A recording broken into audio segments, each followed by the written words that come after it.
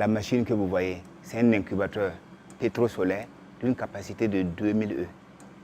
Elle a un taux d'éclosion de plus de 90%. Si vous avez des œufs qui sont très très fertiles.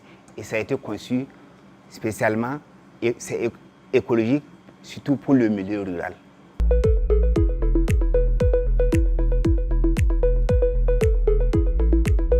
Voilà, ça c'est le brûleur. Et voici le brûleur. C'est un petit feu, très très très économique. Et c'est ce brûleur qu'on introduit maintenant dans la chaudière, qui est une autre partie de la couveuse. Et voici. On l'introduit jusqu'à l'intérieur. Il y a un cheminée qui part jusqu'à vous. Et ce système maintenant permet de créer de la chaleur à l'intérieur avec un échangeur de chaleur qui fait entrer la chaleur demandée de l'appareil pour pouvoir faire le travail. Et en ce moment, que l'électricité solaire rentre en jeu. C'est-à-dire que quand on met en marche, vous allez voir que le système fonctionne sous 12 volts avec le gaz qui est allumé. Donc le gaz, lui, fait le chauffage et le solaire, lui, il fait le contrôle des températures, la signalisation et la ventilation. Donc c'est ce que vous voyez. Même ici, c'est un incubateur d'une capacité de 2000 E. Capacité de 2000 E, c'est-à-dire les incubateurs, eux, sont faits quand on charge les œufs à partir du 18e jour, il faut les ramener dans un éclosoir pour finir le processus de 3 jours. Puisque si c'est des œufs de poule, c'est 21 jours. Et si c'est des œufs de pintade, c'est 28 jours. À 3 jours de l'éclosion maintenant, il faut transférer les œufs dans un éclosoir. Parce que lui, c'est un système incubateur, une capacité de 2000 E. On peut faire descendre le chariot et puis le monter aussi, comme vous voulez. Donc vous voyez que le chariot balance, ça descend doucement, doucement. On ne le sent pas, mais il descend.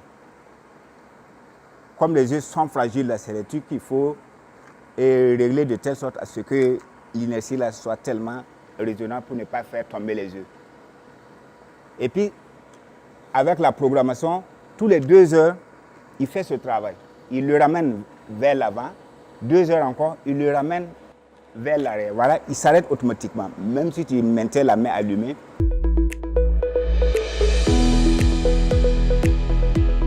À partir du 18e jour, on transfère tous les œufs.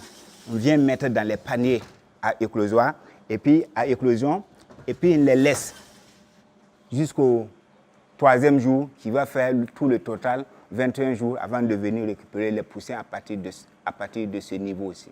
Donc ça, lui, c'est un éclosoir d'une capacité de 2000 qui accompagne l'incubateur de 2000.